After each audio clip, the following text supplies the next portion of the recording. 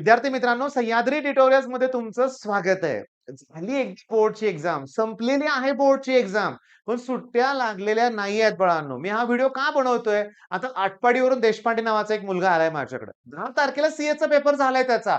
10 तारीख झाली, 11 तारीख झाली, 12 अजून अभ्यासाला सुरुवात नाही. माझ्याकडे ऑफलाईन क्लास त्याने जॉइन केलाय. मी ओरडलो खूप त्याला. माझ्या चेहऱ्यावर तुम्हाला तर राग दिसत नाहीये, पण मी चिडलोय खूप. ते एकट्यावर नाहीये. अरे माझ्या हॉस्टेल मधल्या मुलांचं उदाहरण तुम्हाला देतो. निवांत, निवांत आहेत. हां, आज पेपर झाला ना, मी खूप चिडलोय त्यांच्यावर आणि तुमच्यावर सुद्धा. अरे बाळांनो, आयुष्यातले हे 30 दिवस इतके महत्त्वाचे आहेत. कसं सांगू याचं महत्त्व तुम्हाला? इथं एक-एक क्षण महत्त्वाचा आहे. मग आता अशा रीतीने 10, 11, 12 3 दिवस सीएचा पेपर झाल्यानंतर 3 दिवस तुम्ही कसे वाया घालवू शकताय? हे बास, ह्या गोष्टी नको आहेत. मी तुम्हाला सांगू का? इथं तुम्ही काय केलं पाहिजे? परफेक्ट स्टडी प्लॅन तुमच्याकडे असला पाहिजे. सगळ्यात महत्वाचं बोर्डच्या वेळेस तुम्ही वेगळ्या प्रकारे अभ्यास केला होता. पाठांतर रट्टा मारला होता. सीईटीसाठी तुम्हाला तुमच्या अभ्यासाची पद्धत बदलावी लागेल. हा रिझल्ट लागेल, नाहीतर नाही लागणार. एकमेकाचा आळस भरलाय तुमच्या अंगात. पेपर झाला म्हणून 2-2 तास झोपायची काही गरज नाहीये. काहीही गरज नाहीये इथं. रिझल्ट नंतर तुमचे पालक तुम्हाला तुमचा रिझल्ट विचारणार आहेत. कॉलेज रिझल्ट बघणार आहे आणि मग तुम्हाला ॲडमिशन मिळणार आहे. सीईटीचा ऑप्शन फॉर्म भरताना पर्सेंटाइलवर तुमचं कॉलेज घेणार आहे तुम्ही. मग अशा वेळेस अभ्यास बदलला पाहिजे ना तुम्हाला. हा गिअर चेंज करा. तुमचा दुपारी पेपर झालाय तसं. इथं मला समर्थ वाघडोळे माझ्याच हॉस्टेलचा मुलगा आहे बेस्ट. आयटीचा पेपर झाल्या-झाल्या अभ्यासाला आला. तो इतरांसारखं 2-2 तास झोपला नाही. पण आल्या-आल्या मी पण त्याला टार्गेट दिलं, की आज आपण 6 ते 7 टॉपिक संपवायचे आहेत. पट, पट, पट. तुम्हाला असं वाटतं ना संपतील टॉपिक? हो संपतात. मी तुम्हाला सांगतो अभ्यासाची पद्धत बदला. आता क्लिअरली सांगतो. सॉलिड स्टेट, सॉलिड स्टेट मी तुम्हाला सांगतो टॉपिक फिनिश करायचा आहे ना, 2 गोष्टी सांगतो. ईझी पार्ट आणि अवघड पार्ट इकडे. इकडे मी ईझी पार्ट घेणार आहे. ईझी पार्ट म्हणजे काय? की रिलेशन बिटवीन ए आणि R. A equals to twice R. 2025 चे एक पहिल्या 2-3 प्रश्नामध्येच तुम्हाला मार्क्स ॲप्लिकेशन असणार तर एक्झाम साइड. पहिल्या 2-3 मध्ये दिसेल तुम्हाला रेडियस दिले 170 पिकोमीटर आणि एज लेंग्थ विचारले. 170 ला 2 मल्टिप्लाय करा 340 उत्तर लगेच आहे. बरं, हे झालं सिंपल क्युबिकलासाठी. बेस सेंटरसाठी 2√2r आणि r इक्वॉल्स टू √3/4 इंटू हे बॉडी सेंटर पुन्हा त्याची packing efficiency, number of particle, density, number of atom हा सगळा सोपा पार्ट आहे. अरे मग अवघड काय? या टॉपिकमध्ये अवघड आहे डिफेक्ट्स. पाठ केलं पाहिजेत. त्याचे एक्झाम्पल्स आणि क्लासिफिकेशन. हो, सॉलिडचं क्लासिफिकेशन. ते सुरुवातीला ionic crystal, covalent crystal, crystalline solid, amorphous solid त्यानंतर जेवढं क्लासिफिकेशन दिलंय ना ते पोलार, नॉन पोलार तुम्हाला सांगतो मॉलिक्युलर सॉलिड हे सगळं क्लासिफिकेशन विथ एक्झाम्पल तुम्हाला करायचंय. डिफेक्टमध्ये तुम्हाला विचारतील ब्रास कोणत्या टाइपचा डिफेक्ट आहे. हे अवघड आहे. हो, हे करावं लागतं. त्याची रिव्हिजन हा सोपा पार्ट आहे. मग सोप्या पार्टला जास्त वेळ लागणार नाही. बरं ते करत असताना मी तुम्हाला सांगतो सगळे फॉर्म्युले पटकन रिवाईज करायचे. 10 मिनिटं. इफेक्ट याला 20 मिनिटं. अर्ध्या पाऊण तासात हा टॉपिक व्हायला पाहिजे आणि इमिडिएटली ना तुम्ही आपल्या कोर्सवरचं व्हिडिओ लेक्चर बघा. फुल स्पीडमध्ये बघा आणि त्यानंतर तुम्हाला त्यातले प्रश्न सापडतात का बघा, उत्तरं जमतायत का बघा.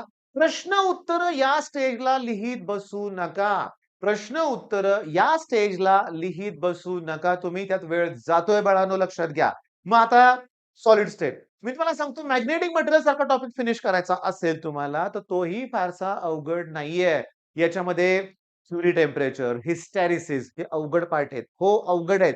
डाय, पॅरा, फेरोमॅग्नेटिकच्या प्रॉपर्टीज थोडंसं टफ आहे. मग सोपं काय त्याच्यामध्ये? मी तुम्हाला सांगतो ऑर्बिटल मॅग्नेटिक मोमेंट EVR/2 मी QVR लिहिलं. कारण परीक्षेत सीईटीत 2 वेळा प्रश्न आलाय. हेच आन्सर आहे त्याचं. मॅग्नेटायझेशन mnet/व्हॉल्यूम सोपं आहे. त्यात वर्क डनचा क्वेश्चन आहे. सोपाच आहे लक्षात घ्या. मी तुम्हाला सांगतो पटकन होतंय. तर हे 2 टॉपिक संपवून अजून एक टॉपिक संपवायचे आहे मला. मग तो लॉजिक आहे. हे माझ्या डे 2 चं शेड्यूल आहे. मी सांगू का?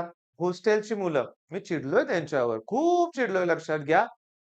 नाहीये मनासारखा माझा अभ्यास. मला तो पाहिजे पुढचे 30 दिवस. मी तुम्हाला सांगतो रिझल्ट इतका महत्वाचा आहे. अरे 30 दिवसानंतर या 30 दिवसात तुम्ही जर अभ्यास केला, तर तुमचा रिझल्ट आहे. तर तुमचा रिझल्ट आहे. बाळांनो, ती मुलं जर करत नसतील माझ्या जवळ राहून, त्यांना वाटत असेल की आज शेवटचा दिवस आहे. सरांनी आज रेस्ट दिली पाहिजे. उद्यापासून करूया की. नाही चालणार लक्षात घ्या. नाही चालणार.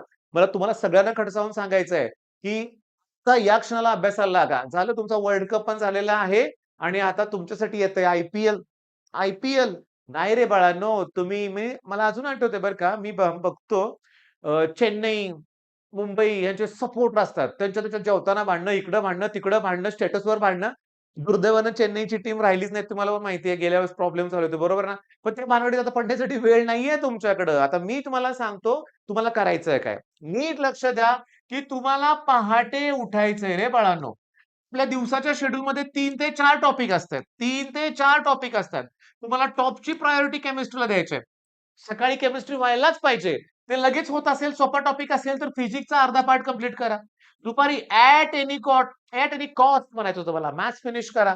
सगळं दुपारी उरलेल्या वेळेत फिजिक्स करा. हे सगळं दुपारी 2-3 वाजेपर्यंत व्हायला पाहिजे. 2च्या आतच व्हायला पाहिजे हे लक्षात घ्या. होय, 2च्या आतच. मी माझ्यासुद्धा ऑफलाईन क्लासमध्ये डेली शेड्यूलच कंप्लीट करून येणार आहे लक्षात घ्या. आता संपलंय सगळं. तुम्हाला फक्त अभ्यासाला सुरुवात करायची आहे. हो, फक्त अभ्यासाला सुरुवात करायची आहे. काय होतं माहितीये का? खूप त्रास होतो मला. खूप त्रास होतो. मी बघतो ना, काय स्वप्न बघितलेत त्या पालकांनी. मी तुम्हाला सांगतो, हुशार मुलं आहेत, नाही असं नाही, हुशार आहेत. पण परिस्थितीची जाणीवच नाहीये.